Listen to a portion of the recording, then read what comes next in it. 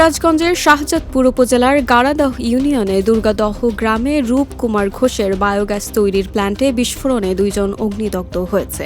ভয়াবহ এই বিস্ফোরণে 2 জনের শরীরের 90% অংশ পুড়ে গেছে। শনিবার দুপুরে এই দুর্ঘটনা ঘটে।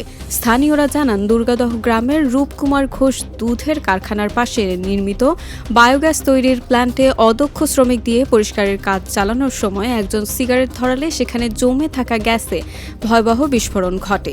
এতে ঘটনাস্থলে 2 জন গুরুতরভাবে অগ্নিদগ্ধ হয়। আহতরা হলেন দুর্গাদহ গ্রামের মমিন ও লালচাঁদ।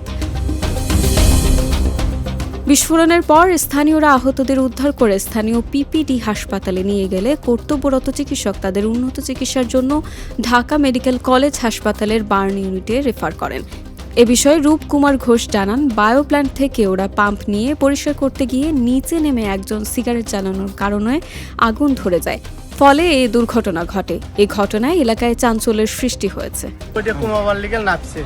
নাপছে আর ওই মোটর নামা দিছে ওই জায়গায়, আবার ওই যে পানি মোটর না কি মোটর, তো ওই মোটর নামা দিয়ে মোটর চালাইছে আর ওই যে আর্থিং হয় মনে হয় আগুন ধরে গেছে।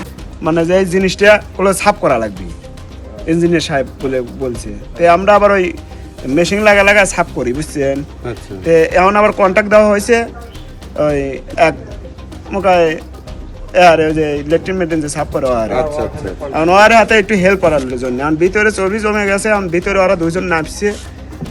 নামার পরে কি হয়েছে ভাই কইতে পারি না।